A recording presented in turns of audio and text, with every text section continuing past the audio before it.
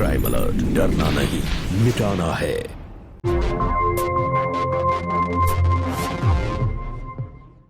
तंबाकू सेवन से कैंसर, दिल का दौरा, फेफड़ों के रोग जैसी कई जानलेवा बीमारियां होती हैं।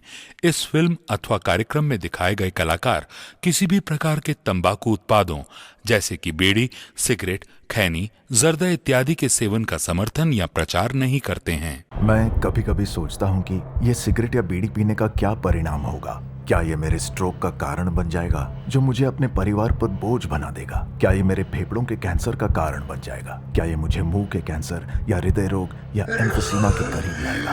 अगली बार जब आप सिगरेट या बीड़ी पीने की सोचें तो खुद से पूछें, ये सिगरेट या बीड़ी पीने का क्या परिणाम होगा? तंबाकू आज ही छोड़ें। सहायता के लिए 1800-112356 पर कॉल करें या मिस्ड कॉल दें 01122901-701 पर।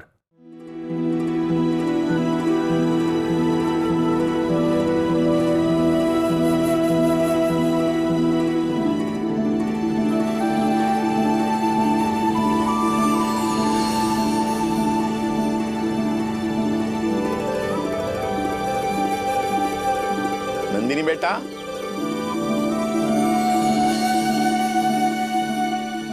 जरा यहां आओ।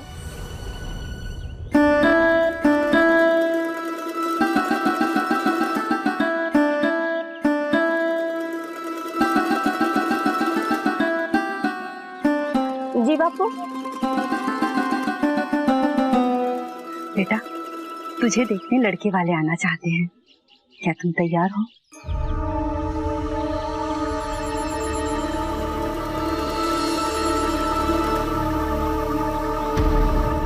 जैसी आपकी मर्जी अम्मा।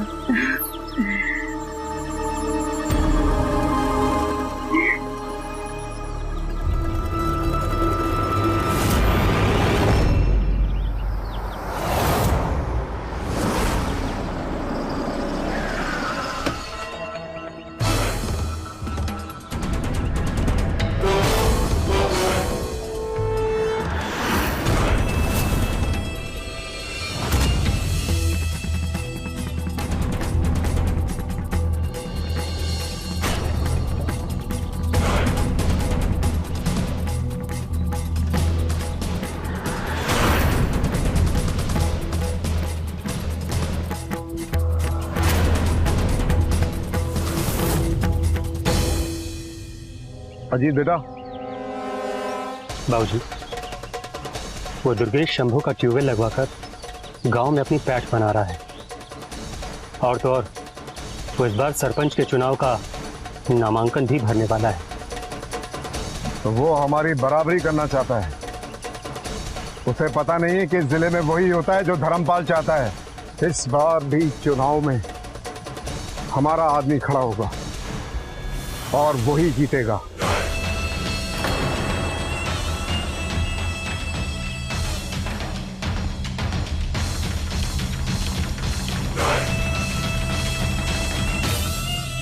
बाबूजी,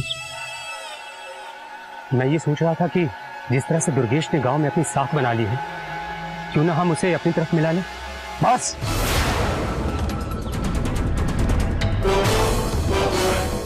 इस तालाब के मगरमच्छ हम हैं और इतनी हिम्मत किसी में नहीं जो हमसे टक्कर ले सके।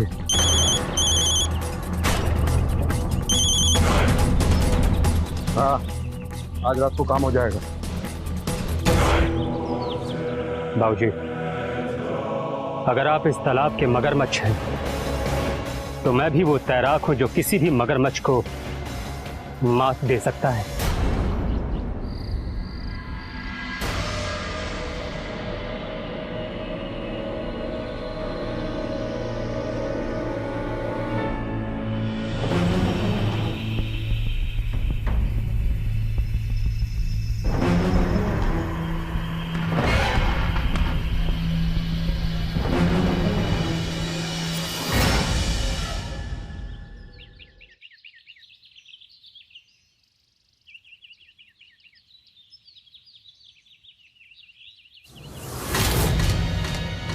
जी, हाथ छोड़ मेरा, लेकिन हाथ छोड़ मेरा, जाने दे मुझे। जिस हाथ को मैं जिंदगी भर के लिए थामना चाहता हूँ, तो मुझसे कह रही है कि मैं इस हाथ को छोड़ूं। तू समझता क्या है खुद को? हाँ, जाने दे मुझे। इस गांव का होने वाला सरपंच और अभी के सरपंच का बेटा। बाप के दम पे इतना उड़ मत, समझा?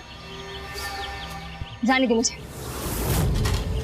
एक बात नहीं, जैसे जैसे तू जवान होती जा रही है तू और भी खूबसूरत लगने लगी है।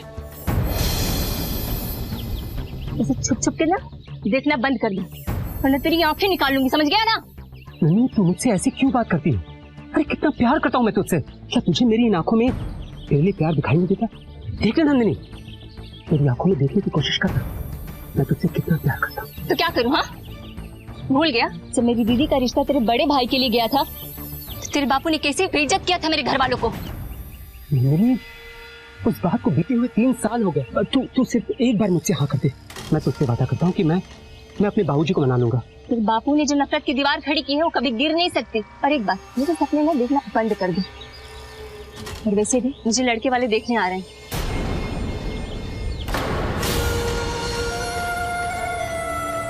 छोड़ हाथ, हाथ छोड़ने बोल रही, दर्द हो रहा है। मैं तुझे भूल जाऊं ये हो नहीं सकता, और तू मुझे भूल जाए ये मैं होने नहीं दूंगा। हाथ छोड़ मेरा, मैं बोलूं हाथ छोड़।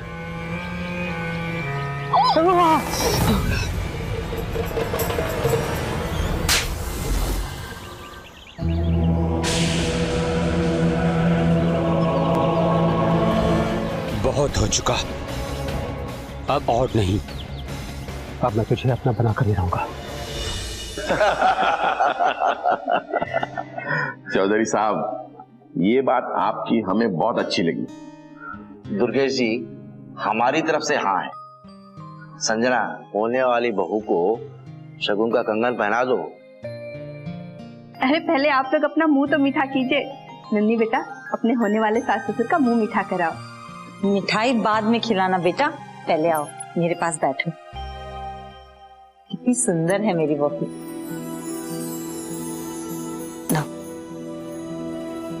अरे वाह, ये तो लग रहा है जैसे तुम्हारे ही हाथों के लिए बना है। बहुत प्यारी लग रही है मेरी बिटिया। तो फिर शादी की तारीख कब? तारीख क्यों, पंडित जी को बोल के अगले महीने का शुभ मुहूर्त निकलवा लेते हैं। जी, जैसी आपकी इच्छा। अच्छा दुर्गेश जी, अब हमें आज्ञा दीजिए। वो क्या है कि सफर लंबा है तो थोड़ा समय से निकलना ही सुरक्षित रहेगा। लेकिन हम तो सोच रहे थे कि आज रात आप यहीं रुक जाते और कल सुबह सुबह नाश्ता करके फिर निकल जाते। तो ये तो आपका बड़प्पन है। वो क्या है कि कल से फसल की कटाई शुरू होनी है तो हमें आज ही निकलना होगा। अच्छा ठीक है। अच्छा जी, राम राम। राम राम।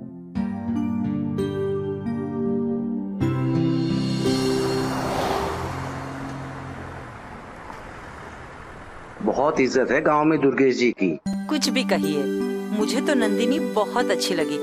बस अब जल्द से जल्द मुहूर्त निकलवाइए शादी का।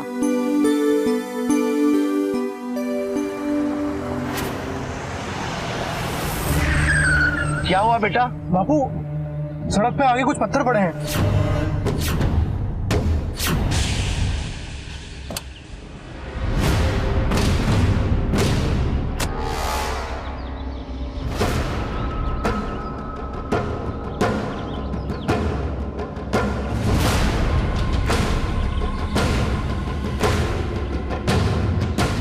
ऐसे लोग हैं इस गांव के, बीच रोड में पत्थर जमा रखे हैं।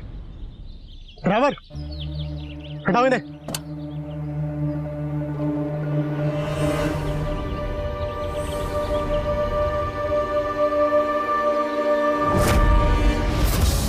कौन है? सामने हो, क्या मजाक लगा रखा है?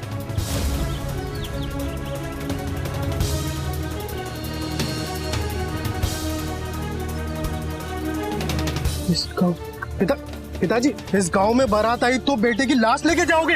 अरे बेटा जल्दी जल्दी बैठ, चल ड्राइवर चल चल जल्दी जल्दी बैठ बैठ।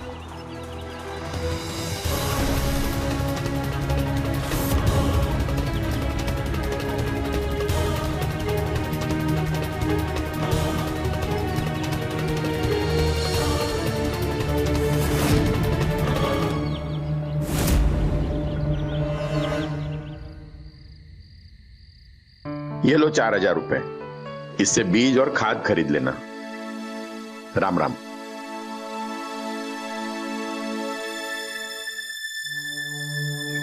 देखिए तो आपकी लाडली क्या कह रही है। क्या हुआ बेटी? बापू, कल जब शालिनी के घर से मैं वापस आ रही थी तो वो रास्ते में। एक मिनट, ये आ गई तुम्हारी शादी की तारीख। चौधरी साहब का फोन। हेलो चौधरी साहब, कैसे हैं? सब कुशल मंगल? हाँ?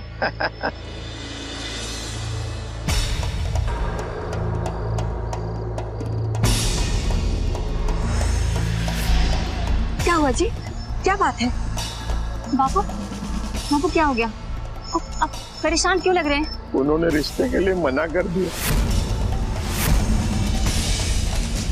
ऐसा क्या हो गया एक रात में? कल तक तो सब ठीक था। पता नहीं, कल जब वो लोग घर जा रहे थे। सामने क्या मजाक लगा रखा है?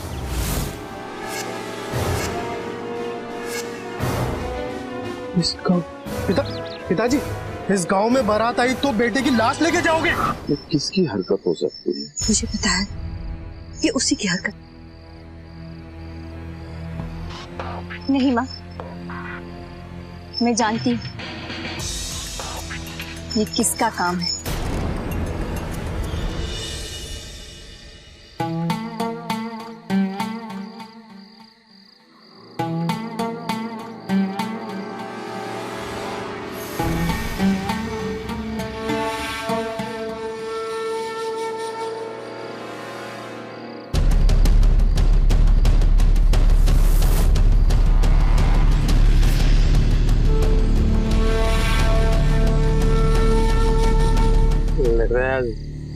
दारू ज्यादा हो गई। मेरी जान, मेरी नंदिनी मुझे फोन में भी दिख रही है और बाहर भी दिख रही है। होश आया? मैं फोन के बाहर ही हूँ। मेरी हिम्मत कैसे हुई उन लोग को धमकी देने की? किसको धमकी देनी? तो मेरे लिए रिश्ता लेके आए थे, तोड़ दिया उन लोगों ने रिश्ता। तोड़ दिया? बहुत अच्छा किया, वरना मैं तोड़ देता। एक बात कान खोलकर सुन ले नंदिनी, तू सिर्फ और सिर्फ मेरी है। तेरी शादी सिर्फ मुझसे ही होगी। अभी तू होश में नहीं है, तुझे तो मैं कल देख लूंगी, समझा?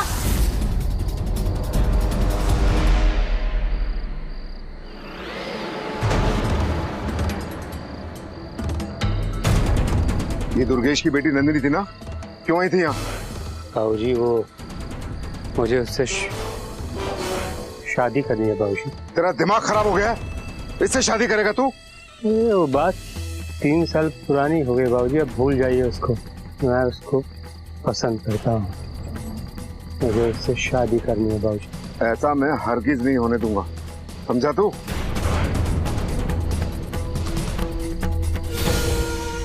क्यों बाबूजी? मेरी शादी नंदिनी से क्यों नहीं हो सकती? अगर मेरी शादी उस नंदिनी से हो गई ना, तो उसका बाप दुर्गेश हम दोनों की मुट्ठी में आ जाएगा। वरना इस बार उस गांव से हमारे किसी भी आदमी का सरपंच का इलेक्शन जीतना बहुत मुश्किल है, बहुत मुश्किल। अब तू मुझे राजनीति सिखाएगा? इस रिश्ते का कुछ नहीं हो सकता, समझा?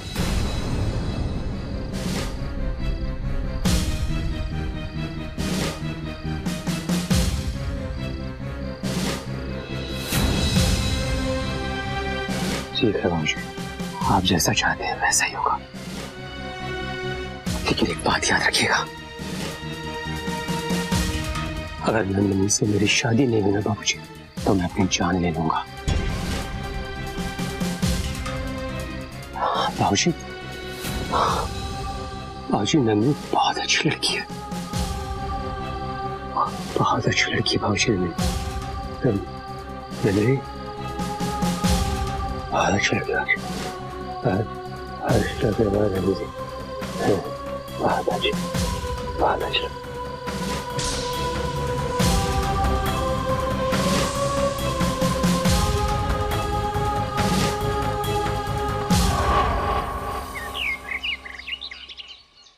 दुर्गेश जी, आपने हमारे बेटे का रिश्ता अपनाकर ये साबित कर दिया है कि आपने पुरानी बातों के लिए हमें माफ कर दिया। सरपंच जी, ऐसी बातें करके आप हमें शर्मिंदा कर रहे हैं।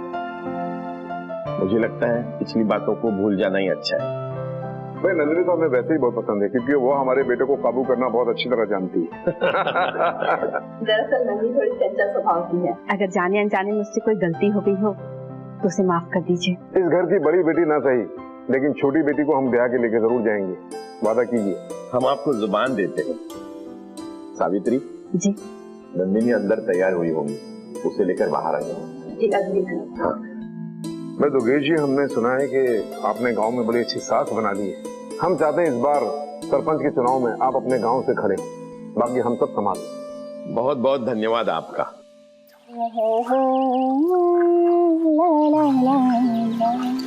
अच्छा ये बता, मुझसे कितना प्यार कर? तुम्हारे लिए गाना गुनगुना रही, इतना भी नहीं समझते बुद्धू। फिर भी देख, तू मेरे बाप की बेटी, अगर कल को मुझ पे कोई मुसीबत आए और तुझे मेरे साथ जाना पड़ा तो? कोई शक है तो आजमा लेना कभी भी। तो सच में इतना प्यार करती है मुझसे? हाँ बाबा। अच्छा चल ठीक है। अब भी देना। नंदिनी, नंदिनी के बाबू जल्दी आइए।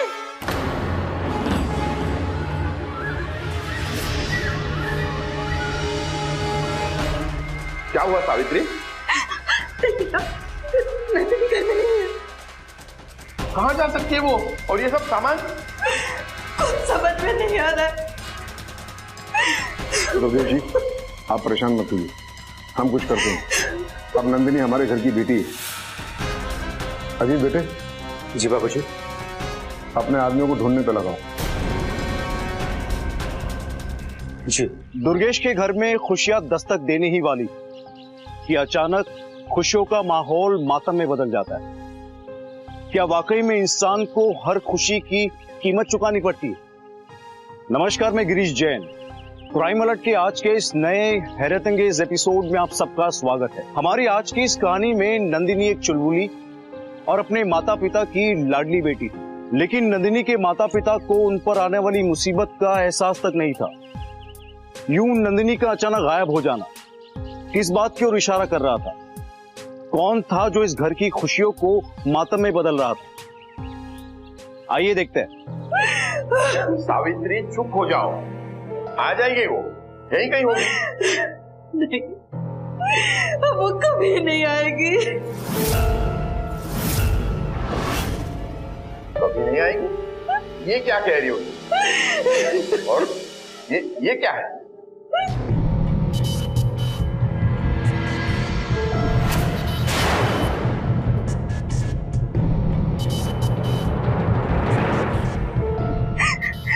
मैंने कहा था कि वो कुछ भी कर सकता है। ले गया हमारी बेटी को। कौन ले गया? पंकज।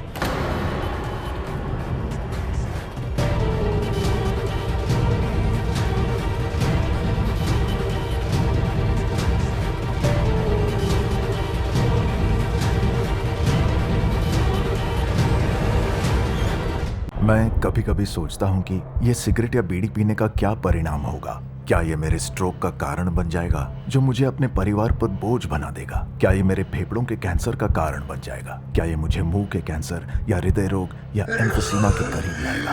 अगली बार जब आप सिगरेट या बीड़ी पीने की सोचें तो खुद से पूछें, ये सिगरेट या बीड़ी पीने का क्या परिणाम होगा? तंबाकू आज ही छोड़ें। सहायता के लिए 1800-112356 पर कॉल करें या मिस्ड कॉल दें 01122901-701 पर। ऐसा है पंकज बाबू, तुम्हारे झांसे में ना नंदिनी नहीं आने वाली। मेरा प्यार तुझे झांसा लग रहा है? अरे नहीं, मेरे कहने का मतलब ये नहीं है। अच्छा ठीक है, चल अपनी आंखें बंद करो। पक्का? हाँ।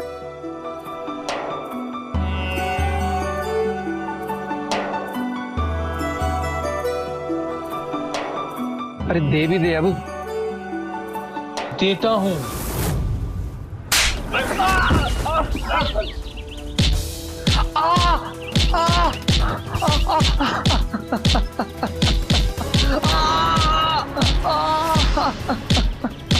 छोड़ दो मुझे।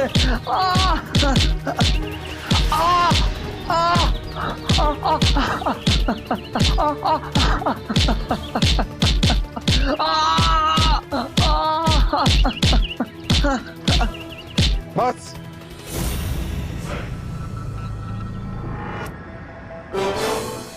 उठाओ इसे।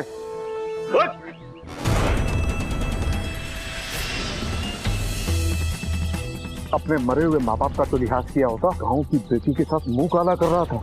ये गांव एक परिवार की तरह है और गांव के हर लड़के लड़की का रिश्ता बहन भाई जैसा होता है। अगर तू मेरे दोस्त जोगिंदर का बेटा नहीं होता ना तो तुझे यहीं जिंदा कर देता। अब सुन ध्यान से मेरी बात, सांझ होने से पहले ये गांव छोड़कर चला जा, और अगर जिंदा रहना चाहता है तो फिर कभी गांव में अपनी शक्ल मत दिखाना, समझ गया? मुझे माफ कर दीजिए सर। कोई माफी नहीं मिलेगी। गांव वालों, क्या आप लोग मेरे फैसले से सहमत हो?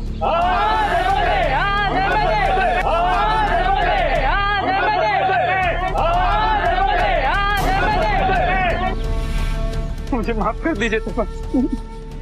कुछ नहीं पता ये सब कैसे हुआ। हट! इससे अपनी बेटी को नहीं संभाला गया।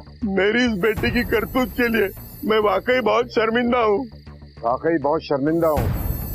बता दे तेरी बेटी कहाँ है? मुझे नहीं पता वो कहाँ चली गई। तेरी बेटी ने हमारी इज्जत के साथ खिलवाड़ किया है, बहुत भारी कीमत चुकानी पड़ेगी उसको। सरपंच जी ऐसा मत कीजिए, ऐसा मत कीजिए।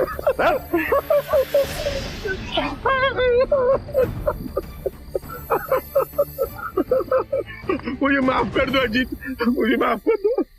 एक बात कान खोलकर सुनिए, आज से और अभी से अपनी बेटी के चिता के लिए लकड़ियां इकट्ठा करना शुरू कर दे, क्योंकि जिस दिन मुझे उसके बारे में पता चल गया तो सोच भी नहीं पाएगा कि उसकी लाश के टुकड़े इकट्ठा करूं या उसकी चिता के लिए लकड़ियां। I don't ever slow up, no I don't take shit,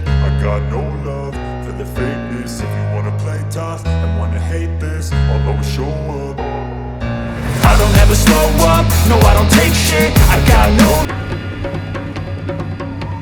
उठे ना, उठे ना, कितनी देर है मेरे मारा है।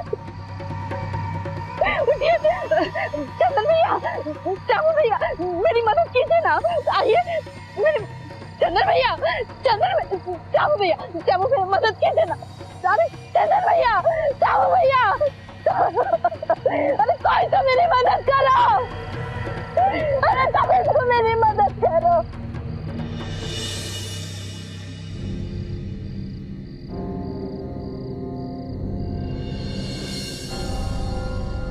इस बार वो अगर आया ना तो मैं उसे जान से मार डालूंगा। ये बात नंदिनी को पता नहीं चलनी चाहिए। क्या है बापू, हाथ में क्या है? कुछ भी तो नहीं बेटा, कुछ नहीं। बापू आपके हाथ में जो भी है ना, मुझे पता है वो क्या है, और ये भी पता है कि उसमें क्या लिखा है। तुझे कैसे पता है? क्योंकि ये लेटर मैंने लिखा है। आज 1 अप्रैल है और पिछले साल आपने मुझे बुद्ध बनाया था, याद है ना? तो इस साल मैंने बदला ले लिया।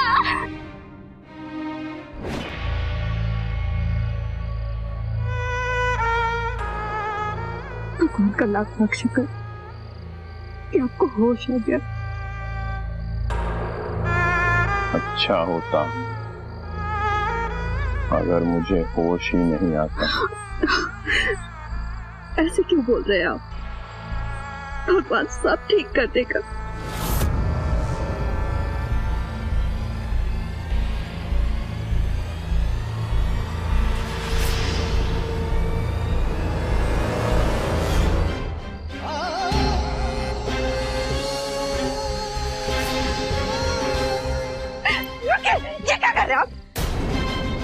छोड़ो छोड़ो सावित्री, मैं बेइज्जत होकर जीना नहीं चाहता हूँ सावित्री। मैंने फैसला कर लिया, अब मुझे मरना है, मैं जीना नहीं चाहता हूँ। पागल हो गए क्या? हाँ मैं पागल हो गया हूँ। छोड़ो। मरना चाहते हैं ना तो हम साथ में मरेंगे। ठीक है।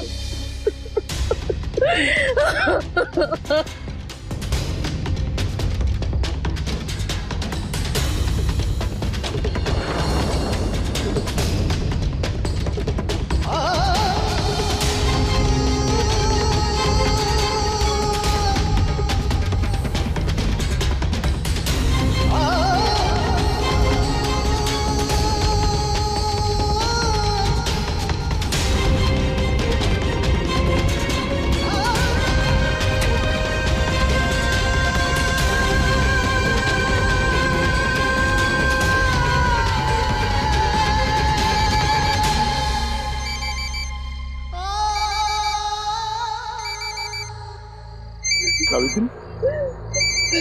सरिता बिटिया का फोन, बात करो।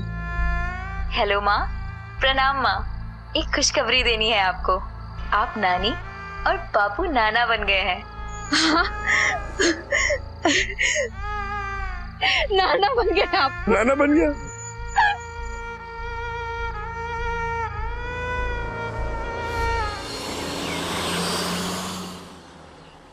ये रहे तुम्हारे खाद के पैसे, खूब मेहनत करो और किसी चीज की जरूरत पड़े तो बेझिझक आ जाओ। जी चाचा, धन्यवाद। राम राम। वक्त बड़ा बलवान होता है सावित्री, गहरे से गहरे जख्म को भी भर देता है। सही कह रहे हैं आप। गांव के लोग पहले की तरह फिर से आपका मान सम्मान करने लगे हैं। अब किसी तरह नंदिनी का पता चल जाए, वो कहाँ है, किस हाल में है। सावित्री, हमने तुम्हें 1000 बार टोका है कि उस लड़की का नाम मत लिया करो हमारे सामने। वो कहाँ है उसका इंतजार हमें भी बड़ी बेसब्री से। आज नहीं तो कल हम उसका पता जरूर लगाएंगे।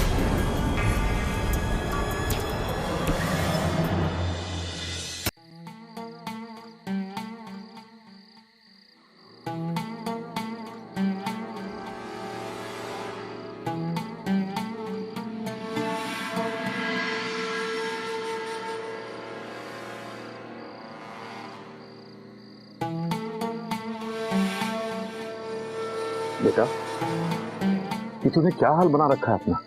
आज तेरा जन्मदिन है और तू यहाँ इस हाल में। अरे अपने यार दोस्तों के साथ जा, कहीं घूम फिर, बाहर जा। जन्मदिन? आज मेरा जन्मदिन है बाबूजी। फिर तो ये बिल्कुल ठीक है ना बाबूजी? किन दोस्तों की बात कर रहे हैं आप बाबूजी? वो दोस्त जो मुझे हमेशा इस बात का ताना देते रहते हैं कि मेरी होने वाली बीवी रिश्ते वाली रोज ही मुझे छोड़कर किसी और के साथ भाग गई, और आज इतने दिनों के बाद भी उससे ढूंढ भी नहीं पाया। बेटा, 1 साल से हमारे आदमी उस लड़की का पता लगाने के लिए खोजबीन कर रहे हैं। बस एक बार उसका पता लग जाए फिर देखना।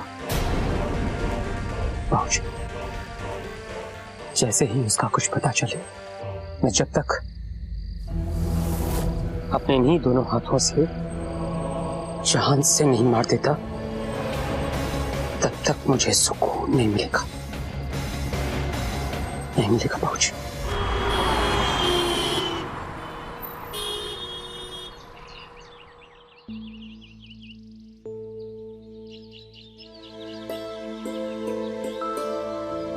अरे कैसे हो विजय जी?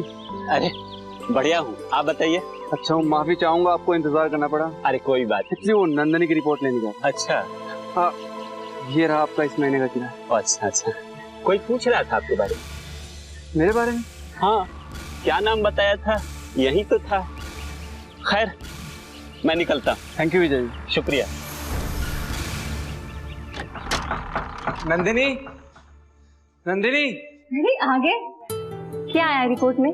रिपोर्ट्स अच्छी हैं, बस 3 महीने और फिर हमारा बच्चा इस घर को खुशियों से भर देगा। अगर लड़का हुआ तो नयन नाम रखेंगे, और अगर लड़की हुई तो लक्ष्मी। काश आज हमारे साथ तुम्हारे माँ और बापू भी होते। तू क्या समझा? तू क्या समझा?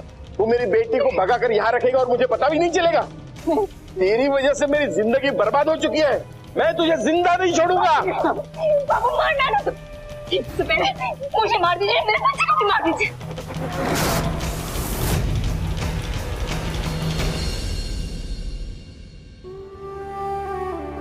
बापू, मैं मानता हूँ कि हमने भाग के आपको बहुत दुख दिया, लेकिन एक बार हमारा बच्चा इस दुनिया में आ जाए, हम गांव में आके सबसे माफी मांगेंगे। ना बेटा, ऐसी गलती कभी मत करना। वो लोग अभी भी तुम्हारी जान के दुश्मन हैं। तुम लोग यहाँ हंसी खुशी रह लो। हमारा आशीर्वाद तुम लोगों के साथ हमेशा रहेगा। आज रात को ही हम गांव के लिए निकल जाएंगे। आखिर तुम्हारी माँ को भी खुशखबरी देनी है। आओ बच्चे, मेरे पास आओ।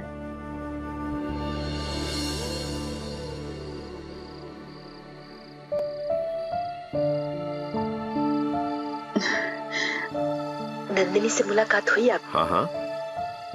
कैसी है वो? नंदिनी बहुत अच्छी है, बहुत खुश है। ये पंकज बहुत अच्छा लड़का है। सच? एक और खुशखबरी है। क्या? तुम दोबारा नानी बनने वाली हो। सच? नंदिनी से मिलने का बहुत मन कर रहा है, बहुत दिन हो गए उसे देखे। मुझे मिला दीजिए ना उससे। अगले हफ्ते मैं तुम्हें जरूर लेके जाऊंगा, लेकिन इस बात की खबर गांव में किसी को नहीं होनी चाहिए।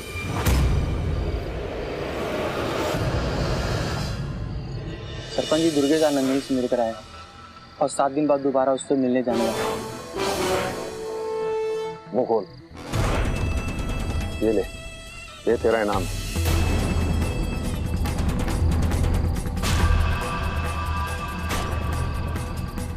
नंदिनी, गांव की मर्यादा के साथ खिलवाड़ करने की सजा का वक्त आ गया है।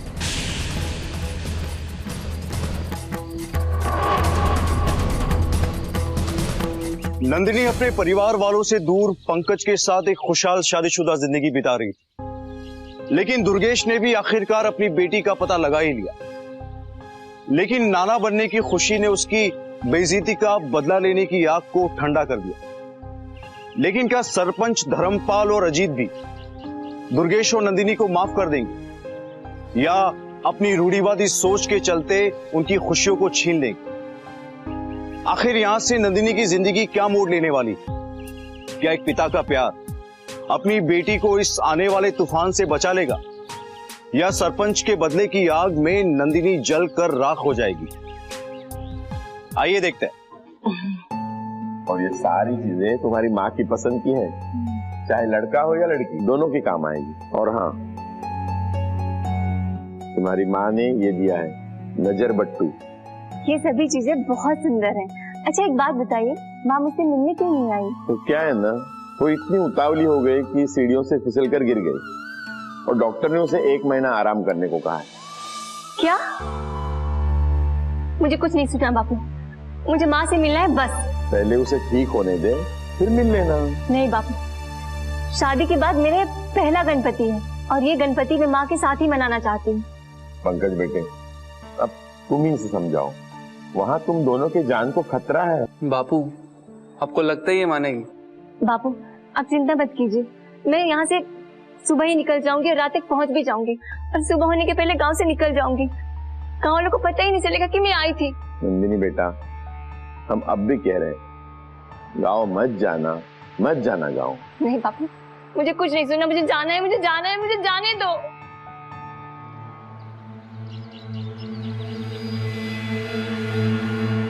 अरे पंकज, तुम यहाँ? जी विजय जी, घर नहीं आऊंगा तो कहाँ जाऊंगा? अरे 2 आदमी आए थे तुम्हें ढूंढते हुए, तुम्हारे बारे में पूछ रहे थे। मैंने उनसे कहा कि तुम और नंदिनी गांव गए हुए। कितनी देर पहले की बात है? जब तुम और नंदिनी टैक्सी से निकले उसके 10 मिनट के करीब बाद। दिखते कैसे थे? मतलब कुछ नाम बताया? मतलब नाम तो बताया था, क्या था? धर्मपाल। मैं चलता।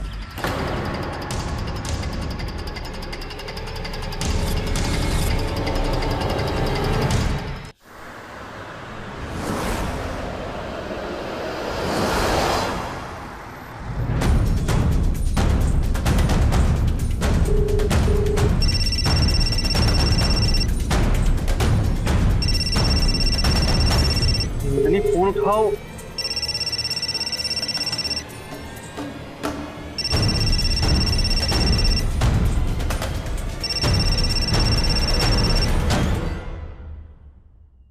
हेलो, हाँ पंकज बोलो। तुम फोन क्यों उठा रही थी? अरे इतना घबराए हुए क्यों हो? क्या हुआ? नंदिनी, सरपंच जी को पता चल गया है और वो लोग हमें ढूंढ रहे हैं। क्या? ये तुम क्या कह रहे हो?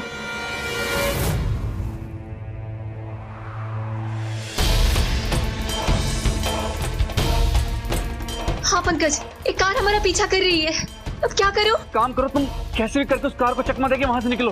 मैं पुलिस को इन्फॉर्म करता हूँ और तुम मुझे अपनी लोकेशन भेजो। अच्छा ठीक है। भैया वो हमारे पीछे आ रहे हैं, जल्दी भगाइए गाड़ी को।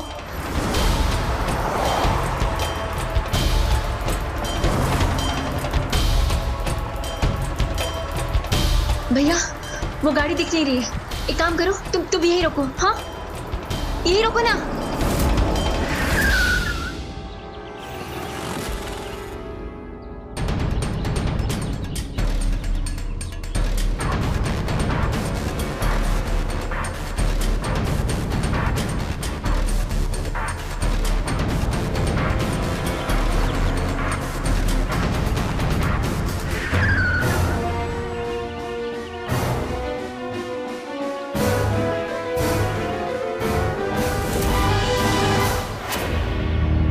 हेलो, हाँ पंकज।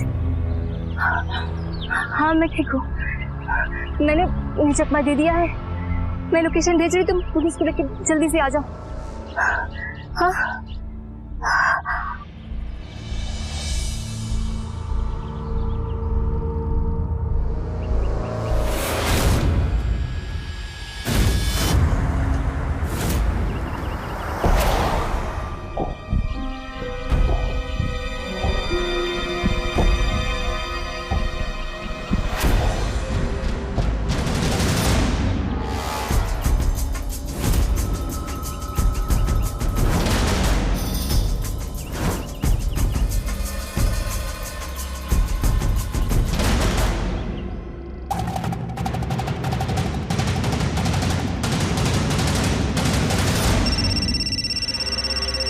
यहीं से आवाज आ रही है।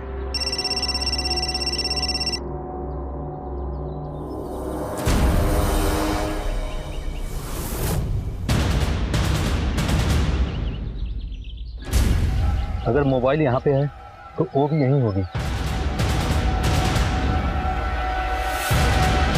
नंदिनी, नंदिनी, नंदिनी, नंदिनी,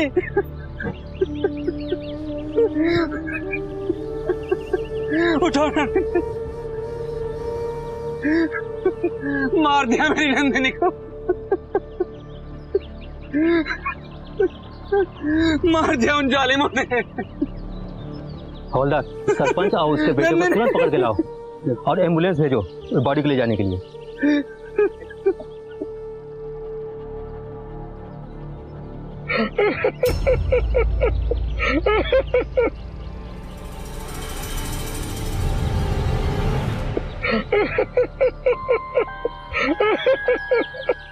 आप क्यों रो रहे हैं?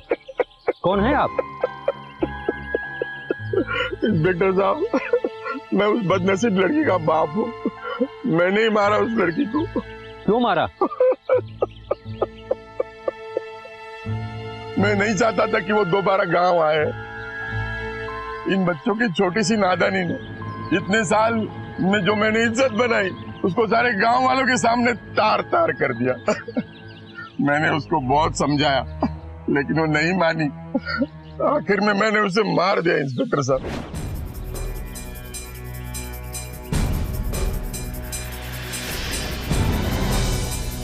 अरे बाबू, आप वो लोग मेरे पीछे पड़े हुए मुझे मारने के लिए। इसलिए मैं तुझे गांव जाने से मना कर रहा था। बापू, वो गांव मेरा है। पंकज ने पुलिस को फोन कर दिया, वो लोग आते ही होंगे। पुलिस के साथ मैं गांव जाऊंगी और सबको दिखा दूंगी कि कोई मुझे मेरे गांव से अलग नहीं कर सकता है। नंदिनी, मैं तुम्हें गांव जाने से रोक रहा हूँ और तुम गांव जाने की जिद पर अड़ी रही हो। मैं तुम्हें गांव जाने नहीं दूंगा। बापू, मैं किसी से डरती नहीं हूँ। मैं गांव जाऊंगी और हर हाल में जाऊंगी। मुझे कोई नहीं रोक सकता। मैं रोकूंगा। आप भी मुझे नहीं रोक सकते हैं। नंदिनी, नंदिनी, नंदिनी,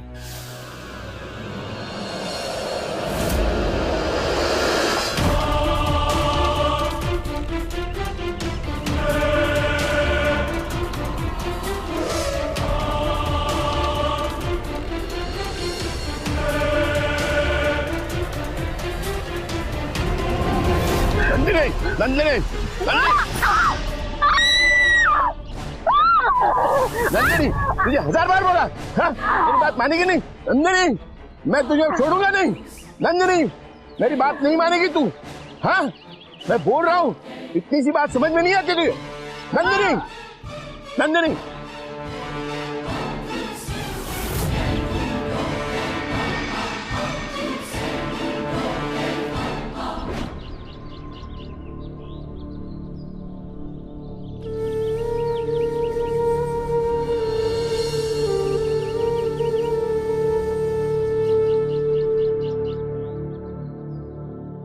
नंदिनी अब इस दुनिया में नहीं रही। आखिर कब तक हम इन झूठी परंपराओं और अपने झूठे स्वाभिमान को सही साबित करने के लिए अपनों की बलि देते रहे? क्या हम सिर्फ कैलेंडर में ही 21वीं सदी में जी रहे, या इसकी वास्तविकता से भी हमारा कोई लेना देना है? आखिर कब तक इस तरह की झूठी और खोखली परंपराएं हमारे खून के रिश्तों को शर्मसार करती रही? कब तक? बहरहाल पुलिस ने दुर्गेश को नंदिनी और उसके बच्चे की हत्या के जुर्म में गिरफ्तार कर लिया और अदालत ने सरपंच को भी कड़ी फटकार लगाई और साथ ही इस तरह की प्रथाओं को पूरी तरह से रोकने के लिए कड़े कानून पास किए गए। दोस्तों, वक्त आ गया कि हम एकजुट होकर इस तरह की प्रथाओं का विरोध करें, झूठी मान मर्यादा का त्याग करने की सलाह देते हुए अब मैं गिरीश जैन क्राइम अलर्ट के आज के इस एपिसोड से विदा लेता हूं। फिर मिलूंगा ऐसे ही किसी अपराध से अलर्ट कराती एक नई कहानी के साथ। तब तक be alert, be safe, crime alert, जुर्म के खिलाफ आवाज।